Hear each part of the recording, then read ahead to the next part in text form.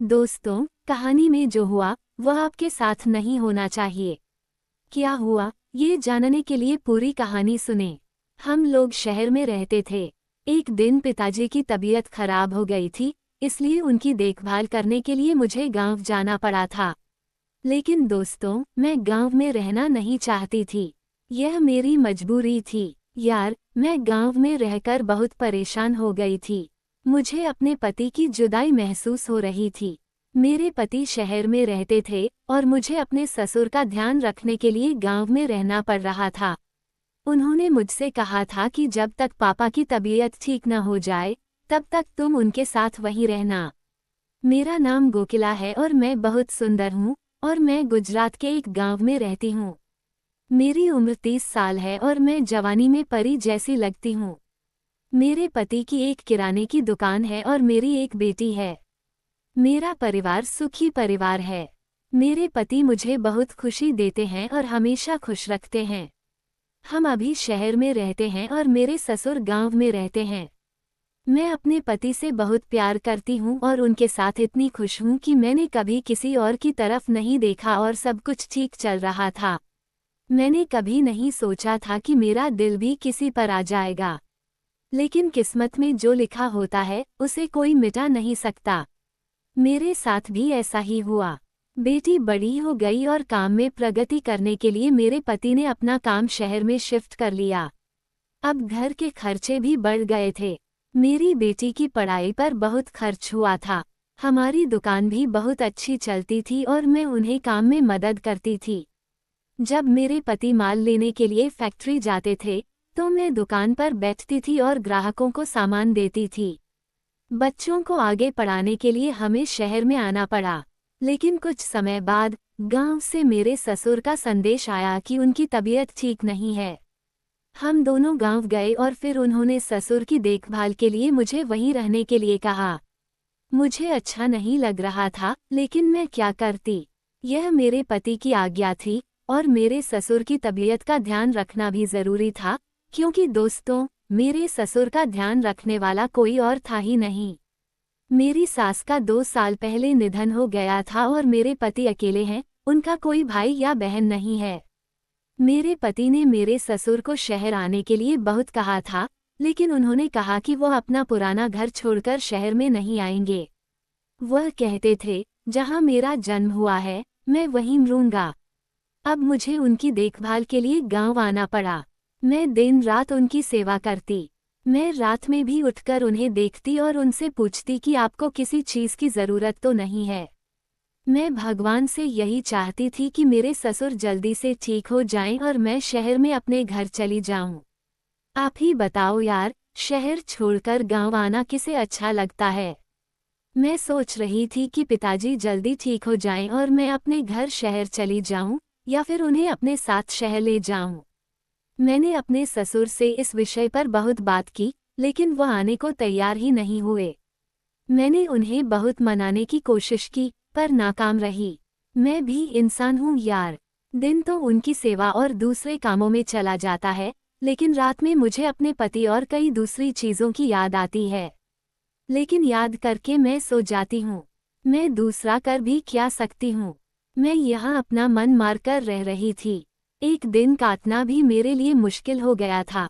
मैंने अपने पति से कहा कि मुझे ले जाओ, लेकिन उन्होंने कहा, जब तक पिताजी ठीक न हो जाएं, तब तक तुम उनकी सेवा पर ध्यान दो, क्योंकि मुझे यह अच्छा नहीं लगता कि हम शहर में शांति से रहें और पिताजी गांव में अकेले बीमार रहें। मैं नहीं चाहती थी कि किसी को इस विषय पर बोलने का मौका मिले। गांव में हमारे पड़ोस में रहने वाली चाची का बेटा, जो 21-22 साल का था, वह हमेशा मेरे ससुर के पास बैठने आता और उनका काम भी करता। मैं समझती थी कि वह क्यों आता है, लेकिन मैं नहीं चाहती थी कि मैं उसे कभी ऐसी नज़र से देखूं। मैं उसे अपने बेटे की तरह समझती थी। वह मेरी बहुत तारीफ करता था। एक दिन शाम को 6 बजे चाय बनाकर मैं छत पर गिलास हाथ में लेकर खड़े खड़े चाय पी रही थी और हमारे पीछे के घर में जितेंद्र साहब का घर है। वह बाहर से आए थे। उनकी पत्नी गुजर गई थी और उनके दोनों बेटे बाहर काम करते थे। जितेंद्र साहब की उम्र 45 साल थी और वह थोड़े सांवले थे, लेकिन उनका व्यक्तित्व बहुत अच्छा था। मैं छत पर खड़े खड़े उन्हें देख रही थी और वो नहाने के लिए बाथरूम में चले गए। मैं उनके घर कभी नहीं गई थी, क्योंकि उनके घर कोई महिला नहीं थी। मैं धीरे धीरे चाय की घूंट भर रही थी, पर मुझे चाय का स्वाद नहीं आ रहा था। मेरा मन उदास हो गया था। मुझे अपने पति की याद आ रही थी। थोड़ी देर बाद ही जितेंद्र साहब अपने आंगन में बैठकर खाना खा रहे थे। वो खुद ही खाना बनाते थे और खुद ही खा लेते थे। उनके दोनों बेटे शादी की उम्र के हो गए थे। गांव के लोगों ने उन्हें समझाया कि दूसरी शादी कर लें, लेकिन वो नहीं माने। वो अपनी पत्नी से बहुत प्यार करते थे।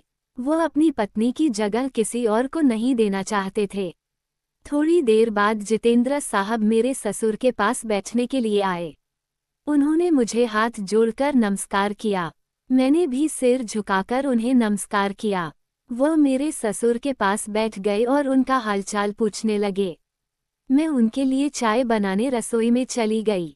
लगभग 1 घंटे तक वह मेरे ससुर के पास बैठकर बातचीत करते रहे थे और मैं रात के लिए खाना बनाने लगी थी।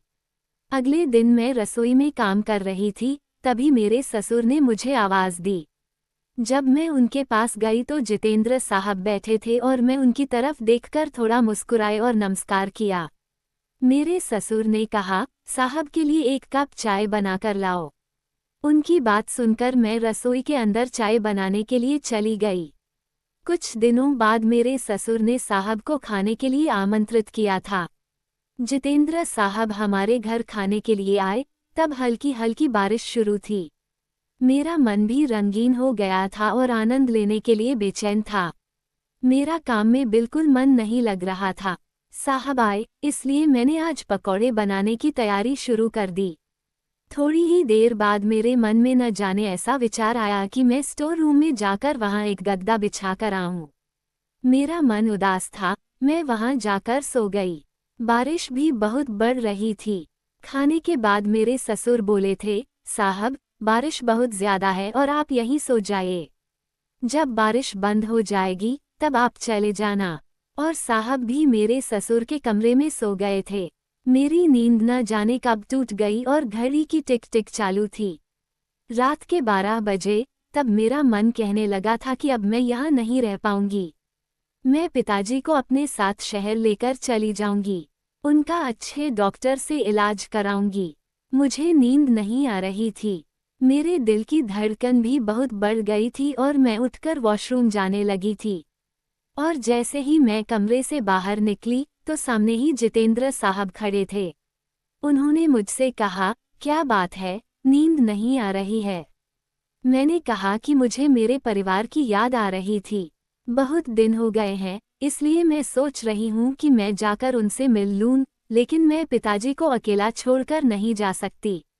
मैं उनसे बात करूंगी। 2 दिन बाद मेरे पति गांव आए, तो मैंने पिताजी से बात की और कहा था कि पिताजी, आप हमारे साथ शहर में आइए और वहां अच्छे डॉक्टर से आपका इलाज करवाएंगे और आप जल्दी ठीक हो जाएंगे, और जब आप ठीक हो जाएं, तब हम वापस आपको गांव छोड़ जाएंगे। और अगर आप वहां रहना चाहें, तो वहां आप रह सकते हैं। और मेरे पति ने भी मेरी बात का साथ दिया। पिताजी मान गए। अगले दिन पिताजी को लेकर हम शहर में आ गए और एक अच्छे डॉक्टर से उनका टेस्ट करवाया था और हम सबने उनकी सेवा की और इलाज भी शुरू हो गया था और धीरे धीरे पिताजी की तबीयत सुधरने लगी थी और वह जल्दी से अच्छे हो गए थे। पिताजी भी कहने लगे कि आप लोगों ने मुझे यहाँ लाकर अच्छा किया। अगर मैं पहले तुम्हारी बात मानकर शहर में आ गया होता, तो कब का अच्छा हो गया होता और बहू भी गाँव में रहकर इतनी परेशान न हुई होती। और उन्होंने कहा कि अब वो गांव नहीं जाना चाहते और वो हमारे साथ रहना चाहते हैं। दोस्तों, उनका मन बदल गया। मैं भी अपने पति से मिलकर बहुत खुश हो गई थी और मैंने जो गांव में थोड़े दिन अकेले अकेले गुजारे थे, वे मेरी जिंदगी के कठिन दिन थे। मुझे समझ आया कि मैं अपने पति के बिना एक दिन भी नहीं रह सकती और मेरे पास रास्ते बहुत सारे थे। मैं किसी के भी साथ मौज मज़ा और मस्ती कर सकती थी, आनंद भी कर सकती थी, लेकिन मैंने उसे सही नहीं समझा।